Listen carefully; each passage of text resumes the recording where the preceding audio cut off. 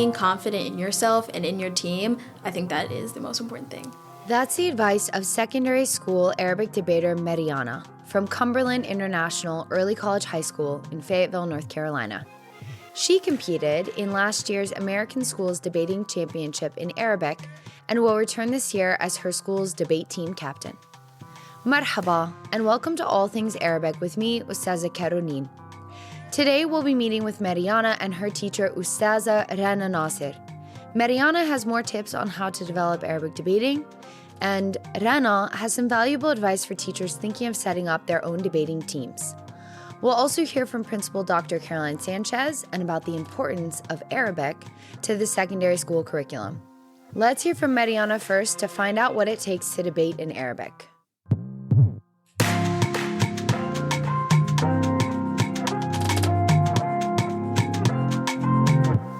Hi, Mariana. Marhaba. Marhaban. It's nice to have you here with us today. I'm glad to be here. Thank you so much for joining. Mariana, could you start off by telling us what year you are in high school and how many years you've been studying Arabic? I am a senior in high school, and I've been studying Arabic for about 3.5 years now, since my freshman year. Wow, that's amazing. What was it that first made you want to study Arabic? Honestly, the first thing was that it was the language that they put me in, because I did not want to be in Chinese. Seemed a little bit harder. And honestly, Miss Nasser, just the ambiance that she brought, even online when we first begun, just seeing her at Summer Bridge and the way she interacted really made me want to be in her class. Wonderful. Was Summer Bridge a summer program that you guys did together? Yeah, it's just a one-day thing that you get a feel of the teachers and like what the school offers. So let me ask you, how did you go from studying Arabic to debating in Arabic? When did that happen? Miss Nasser first brought it up December of last year, and I was very nervous about it because I did not think my levels were at that rate. I didn't think I knew enough vocabulary, but she really did help me like figure out like my way around it. And when we started preparing for it, the transition, it's just you have to learn a bunch of new vocabulary. And that was the hardest part of it, definitely, because I knew all like how to conjugate. I knew like the basic like structure of the language. So just learning vocabulary. Did you have any experience before debating? Not debating, but I am a speaker. I'm the speech and debate captain at our school, so I do know like the format of a debate and just like very basic debate. Mariana, what would you say is one of the most difficult things about learning how to debate in Arabic? The most difficult thing I'd say debating in Arabic is the different topics, because when you're studying, you kind of have like a very set structure of like, oh, we're going to learn about school subjects and then we're going to learn about home life. But when you're doing these topics, they're kind of political. Like some of the topics we had were about healthcare. I didn't know any healthcare vocabulary, so I had to like learn a whole new set of vocabulary in a whole month. Like very quickly. It sounds like a really big challenge, absolutely. For our listeners who might be interested in getting involved in Arabic debating, what would you say are things that can help you get better at Arabic debating for new debaters? Definitely one thing that helped me was listening to debates in Arabic. And I think for me, like that really helped get myself familiar with the structure and being comfortable with like the fast pace, like at the fast pace that it goes. Absolutely. How long would you say it takes to get good at debating in Arabic? I don't even think I'm good at it now. Probably a year, maybe. I feel like that's a good time frame to be able to figure out the structure and actually get comfortable with it and being able to understand what the person's speaking, like what they're saying, translate it back to your language, and then figure out like something to say in response. So I think it does take a lot of time to actually get good at it. Yeah. And this will be your second year going back to the debates, inshallah. Yes. And you will be the team captain this year. Yes. Very exciting. How do you envision yourselves preparing for the debate? For the debate, I plan on being there for the team a lot. I want to start early, even before we get the topics, and just once we figure out who's going to be on our team, I plan on figuring out vocabulary with them, like going over very basic things like that they need to know, like that'll give them the fundamentals, and then closer to, once we figure out the topics, figuring out what vocabulary we need and then starting to write speeches, because writing the speeches and sort of memorizing them is the very most important part of it, in my opinion. And how tough is the competition? It is tough. It is very tough. We saw a vast majority of people. The two teams that got first and second, they had been doing it for years. They've been learning Arabic for years. So the team that won this year, they won last year, and they had the experience already. So being a team that was fresh out of the water, I think that did really affect how our perspective of it. But being able to have that experience now, I think that definitely is going to help us next year. Absolutely. You guys are going to come back a little more fierce. Yes. Everyone's got to watch out, yes. Especially that other high school Arabic debating team in North Carolina, your competition. Can you tell us, what is the environment like between the high school debaters? Are you guys friends, enemies, frenemies? So I definitely say it really depends.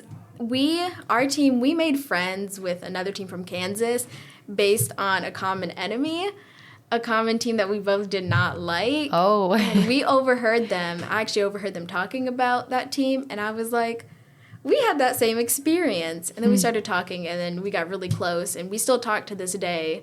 We're really close now, but definitely the other teams, a lot of them just stay out the way and they're doing their own things, but just some of the teams that, how do I put this? Some of the teams think that they know everything. So just trying to manage them, just thinking that they run the place, just trying to navigate that does make the environment a little more hostile than it should be. But like I said, we had another team that we got along with that kind of made the environment more fun. Yeah, absolutely. I think we've seen this on the high school and college level that, there's some people who come in with a little amount of swagger and confidence, which I have heard, going through judging training is an important aspect to being a debater, having that confidence. So let me ask you that question. What do you think makes a really great Arabic debater? I think their ability to understand what's being said, first of all, but for the purposes that we're doing, I think the confidence is key, because when they're judging you, when we got feedback at the end, the most critique that they gave us was that we didn't seem confident, we didn't want to be there, or we weren't sure what we were saying. So being confident in yourself and in your team, I think that is the most important thing. The most important thing. Okay. Hopefully all of the teams listening will take that piece of advice and bring some fierce competition for you to the national debates this year. Mariana, were there any communities of Arabic learners that you were a part of through your class here with Miss Nasser that you also met at the Arabic debating competition? Yes. So before, ever since freshman year, Miss Nasser has been making us do Flipgrids, which is an app where you record yourself doing videos and upload them. And she had a community that her and all the Arabic teachers around the country started. And whenever we had an assignment, we'd go on there, and then sometimes we'd go back and watch other people's things. And some of the kids that we saw in these Flipgrids, we saw at the competition. So it sounds like you guys are really working hard on the high school level to establish this community of students studying and learning Arabic. It's very important, yeah. How do you think debating has helped you in your journey of learning Arabic? I think, like I said before, like I mentioned earlier, it expanded my vocabulary a lot and gave me opportunities to speak to other people in Arabic. Some of the teams that we bonded with, we to this day, we still talk in Arabic. We text in Arabic, and it's just a different opportunity because I know how everyone at our school speaks Arabic. I'm used to this type of Arabic, but seeing how other people, like the team from Kansas, when they speak, we're both teaching each other things because they're still learning Arabic right now. But however, I'm not on a school level. So there's some things they'd be texting and I'm like, what does that mean? And they tell me. So the debate really, the communities that I built from that definitely have helped me throughout my Arabic journey. That's amazing. So if you had not done Arabic debating, how do you think your journey learning Arabic might have looked different? I think The way our school's structured, I think I would have fallen off with Arabic. I think one of the main reasons why I've kept up with it for so long is because I know that I have to debate, and I know that that's something that I want to do. So keeping up with it has been very important. So if I didn't do it in the first place, I don't think I would have kept up with it. That's amazing. Okay, last question. Tips for your fellow classmates who are coming in new to the debating team this year. If you had to give them 1 or 2 tips, what would they be? Brand new Arabic debaters. I would say the 2 tips would be, Wahed, I'd say to be confident. Like, I know it's your first time debating, but you've been learning for so long that use the skills that you've learned and just have confidence in yourself, because that's what judges look for. And being confident in yourself is going to make you better at speaking, better at comprehending. It's going to make you better. And Ithnain, I'd say practice. Practice a lot from the very beginning. Make sure you're studying at home when we give you vocabulary lists. Memorize it. Practice talking with people, even with Miss Nasser, or if you have family at home that speaks Arabic, I'd say practicing it definitely affects and would be a great way for you to improve your language, yeah. Well, I look forward to seeing just how your team does in their second year of debating. Bi tawfiq, inshallah. Shukran jazilan, Mariana. We hope to see you again soon sometime. Thank you. So, as Mariana explained, debating is a great way to expand your vocabulary and keep energized and challenged while learning Arabic. Not to mention a fabulous way to meet other Arabic speakers and develop new networks. Mariana spoke about her teacher, Ustaza Rana Nasser, and we'll meet her in a minute. But first, let's hear from the principal of Cumberland International Early College High School to find out about the importance of the Arabic program there. My name is Caroline Sanchez, and I am the principal at Cumberland International Early College High School. This is my 3rd year at this school and a part of this program. Thank you so much. In your 3 years here at Cumberland International, how has your experience with the Arabic program been and working with Ustaza Rana? So the Arabic program is a key part of the design of the school. I was not a part of the initial planning and the structure of the international program, but in their initial design, having Arabic as one of the languages and exposure to that culture was incredibly important to those initial planners and designers of the school. So it's integral to what we do here. Miss Nasser is incredible. It is her love of culture, and not just hers, but her love of all cultures and her dedication to students that really epitomizes what we want to accomplish here. We want our students to come into this school and they'll have a certain level of interest, but we want them to leave having had some real authentic experiences and had the opportunity to, ask questions and find answers and learn and grow in ways that they may not have sought this program for. She is key to the cultural aspect of this building, and she has been a stable part of that. So, you have teachers who come and go, and they're incredible, but because she's been consistent, the cultural piece of our school in terms of how we connect to outside events and seek other opportunities outside of this building, those things flourish because she is consistent and she is dedicated. She sounds like an amazing part of your team here at the school. Y'all are really lucky to have her. And I know just last year, she took an Arabic debating team for the first time to the National Arabic Competition. Can you tell us, as the principal, how does having an Arabic debating team impact your school and make an impact on this community in Fayetteville, North Carolina?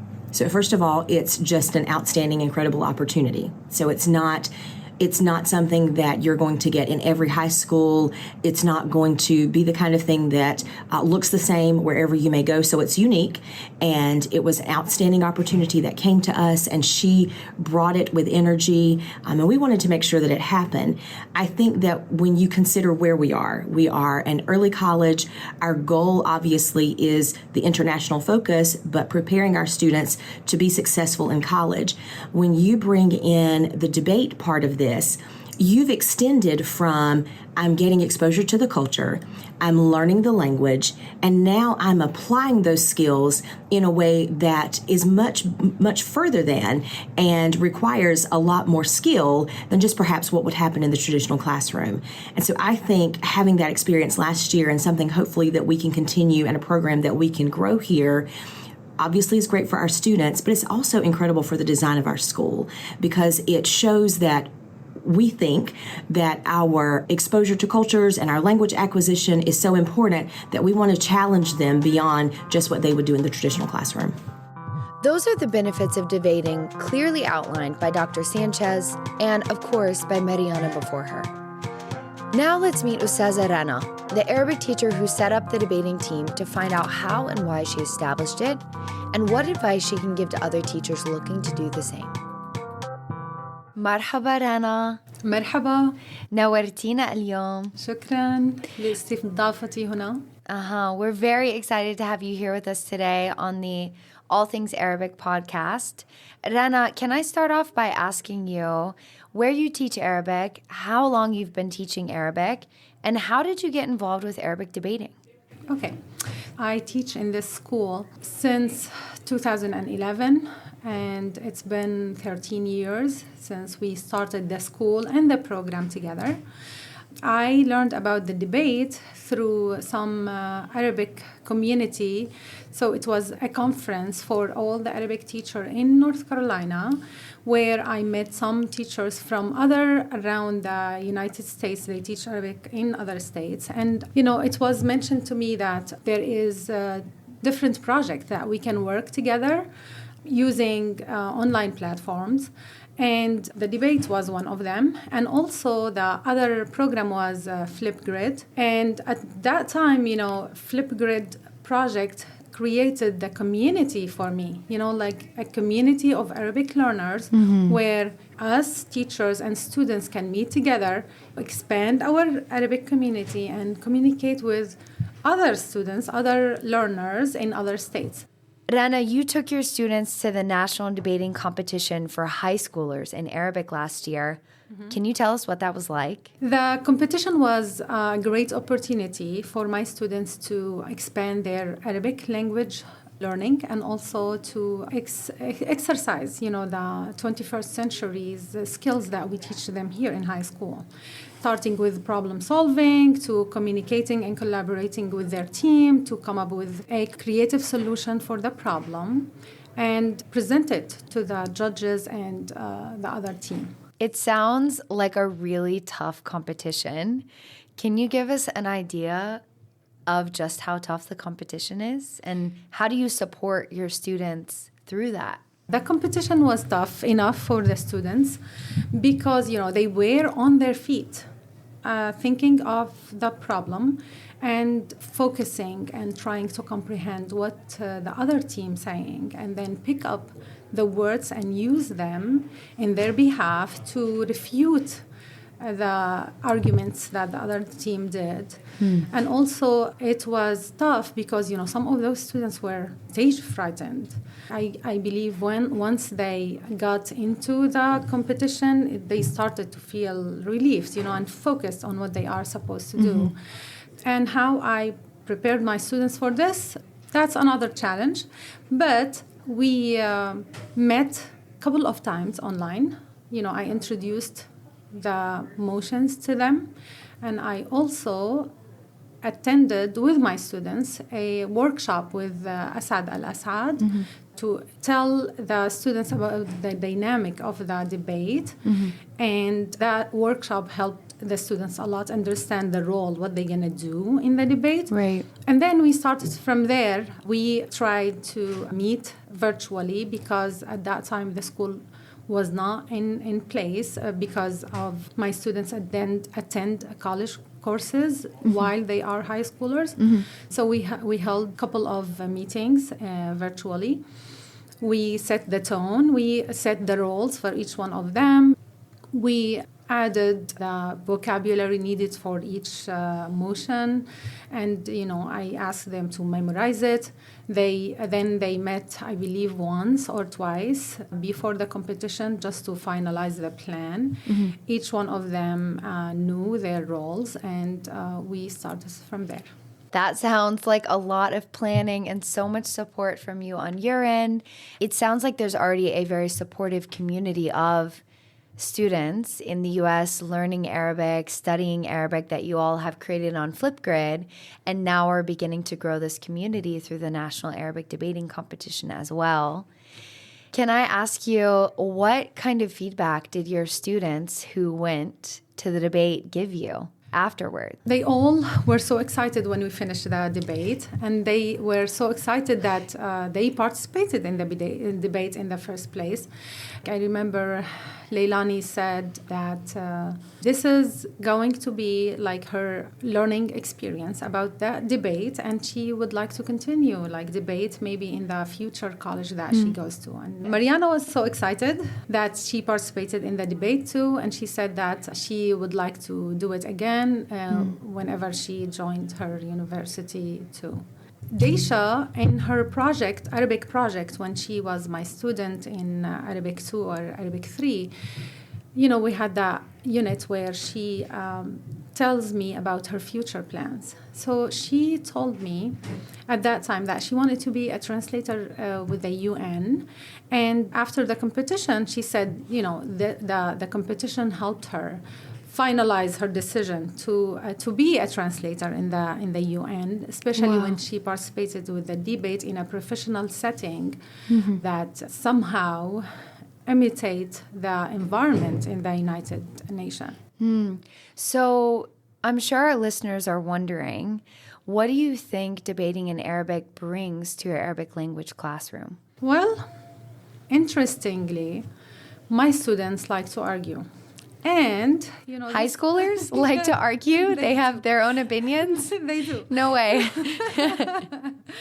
That's great. So the debate, it brings the fun to the classroom. And, especially when we debate about controversial topics where, I tell them the problem and then they try to find the solution with words that we learn in the classroom. And, they use specific words to agree and disagree on the motion. And so I think debate will bring a fun aspect to the classroom. So it sounds like debating is not only bringing a lot of joy to the classroom and excitement, but also students are getting to express their opinions, learn how to express their opinions in Arabic, kind of go up and have a debate or a competition with some of their friends, and also really expand their abilities in the language to think on their feet, to be problem solvers, to work in teams. It sounds like debates are adding a huge value to your Arabic language class. Would you agree? Yes, I do agree. Establishing a debate culture and debate art in high schools is a fun aspect for the students. Ustaza Rana, can I ask you, for teachers listening who want to start an Arabic debate club, what is your best advice for them for how to support the students in the debating club? I believe they have to start with choosing the students correctly. They need students with confidence. They not stage frightened. They are okay with speaking foreign language or Arabic language in public setting. And they also need to set up meeting times where they sit and learn about the dynamic of the debate. Also, they need to create a vocabulary list that the students will need to use during the refutation, and also how to come up with the solutions. Students need to learn how to work as a team and be active listeners, to pick up the words from the other arguments or the other team arguing the motion.